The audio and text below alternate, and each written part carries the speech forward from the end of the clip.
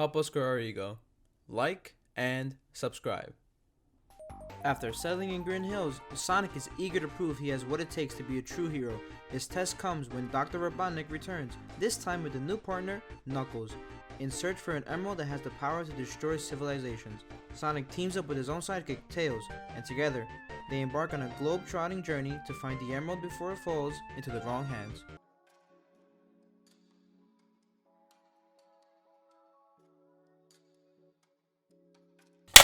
Welcome back, guys. I'm Eddie. I'm Jip. And I'm Oos. Anyway, guys, remember, if you like what you see, keep liking, keep subscribing, turn on post notifications, and after every review, make sure to leave a comment down and tell us what you think about the movie. Because we care too. This movie was a boatload of fun. Like, I couldn't stop smiling, like, for 1 second throughout the entire film. Took you back to your childhood, huh? It did. This movie brought so many elements from the video games, even more than the first one. I really like the cartoon elements that this movie implemented, as well as the video game elements, while still balancing human characters and fictional characters at the same exact time. Like, this movie was really good. My favorite part is that they do, like, justice to these characters, you know?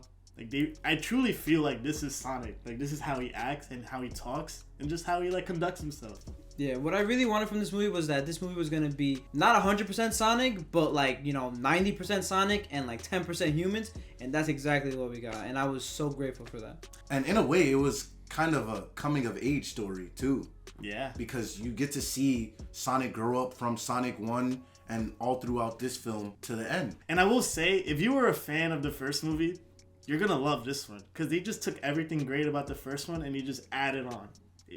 Everything got bigger, the plot, the character, the stakes, and the action scenes. All amazing. Well, let me take it one step further. They took everything that from the first one and they cranked it up to 11, which was the best way to do it. Jim Carrey, phenomenal.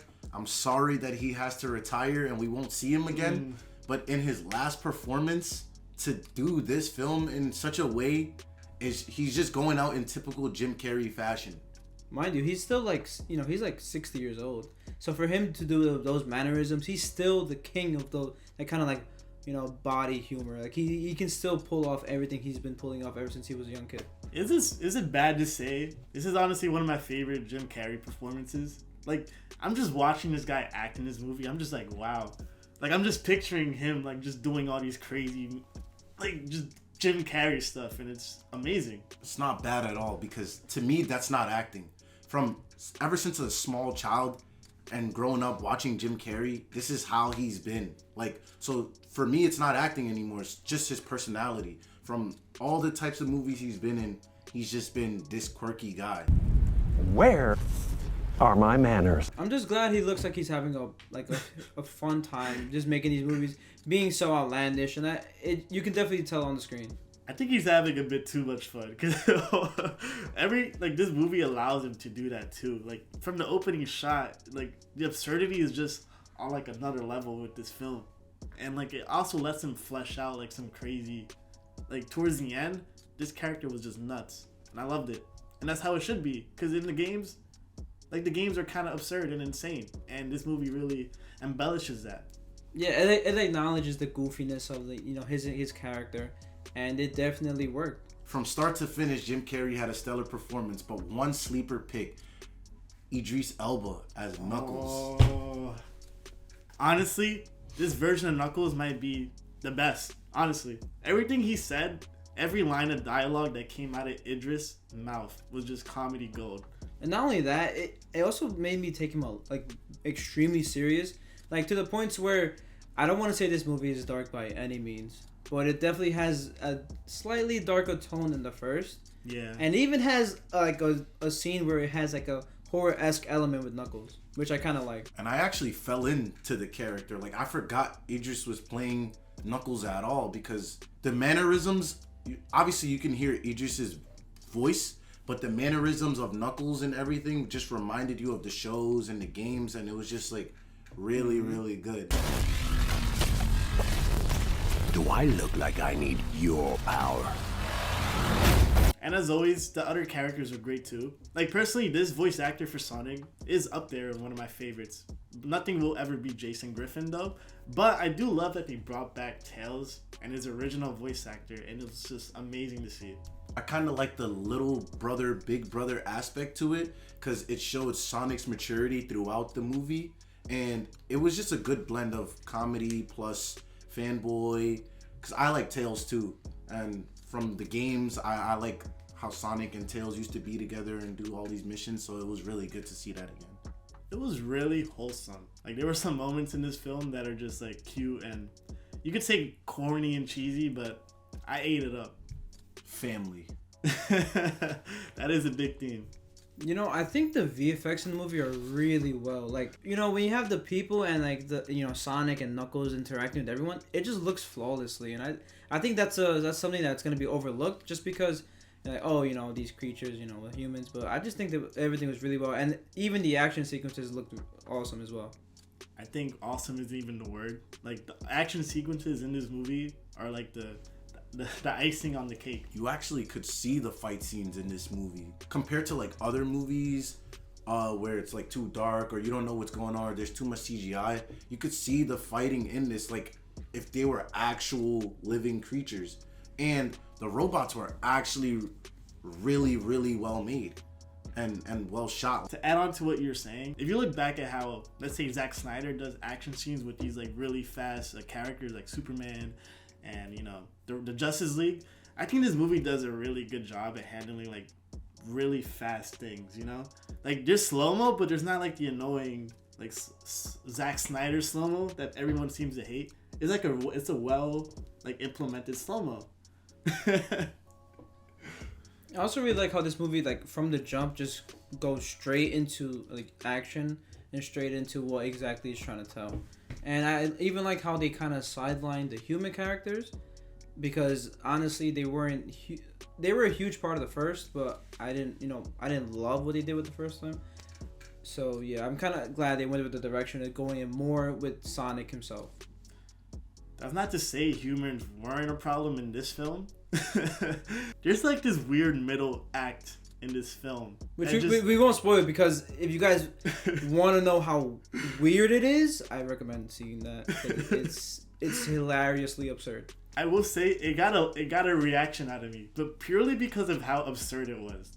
And I can't even explain what it is. It just felt like it didn't belong in this film, and it went on for way too long. It just felt so out of left field, and it's like, why are we going so far away from Sonic? Like, no, let's just get back to Sonic. And that's the thing with most of the human characters, where it cuts in between the action sequences. Like, no, just go back to it, which just kind of threw me off just a little bit. But you know, it's just a minor inconvenience into an overall pretty good movie.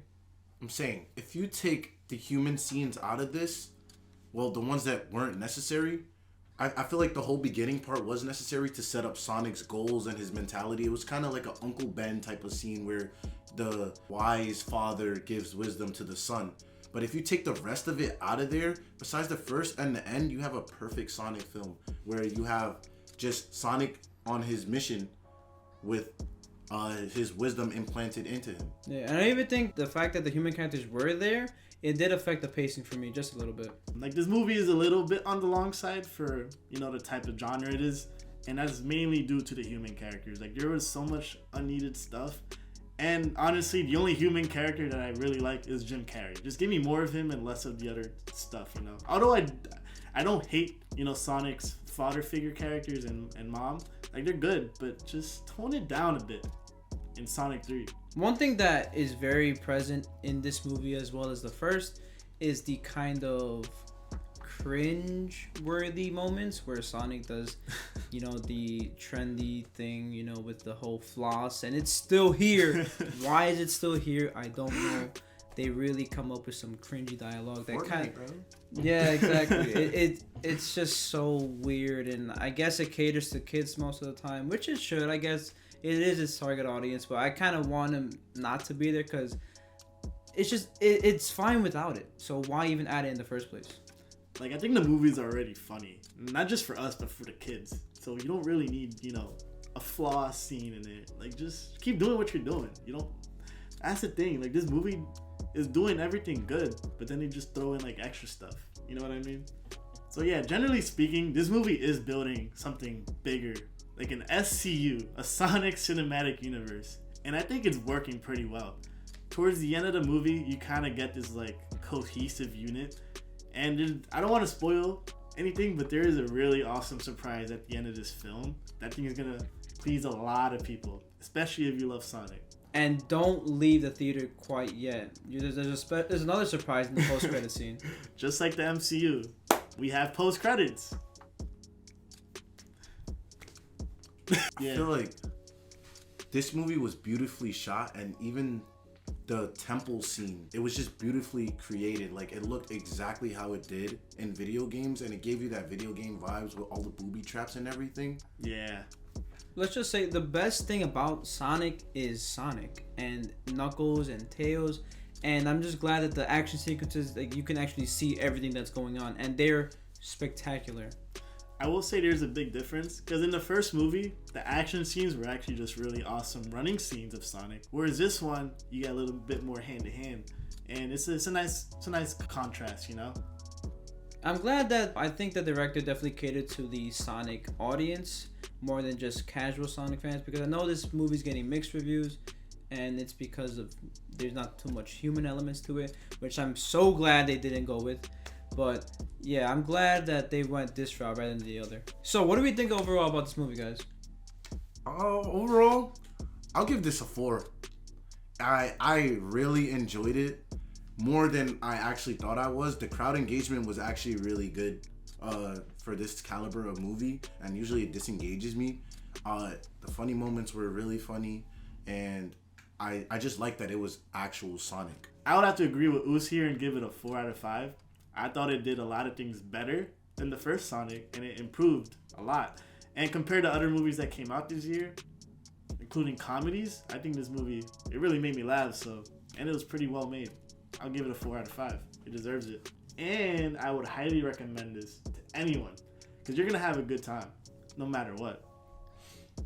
You know, I'm indecisive between a 3.5 and a 4, just because it has a lot of scenes where it takes me out because they are very cringy, and it's still very present from the first one.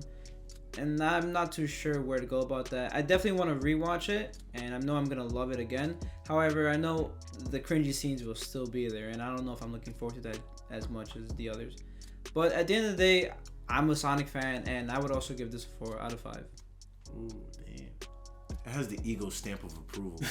So you know what that means. Take your kids, take your girl, take yourself, and go watch this movie, because even if you're not into lighthearted films, this is a good watch for any demographic. This is a common human tradition. Power bump. Does it look like I need your power? That was good. Oh! Anyways, guys, I hope you enjoyed our review. Remember to leave a comment, like, subscribe, and turn on post notifications. This is Ego out.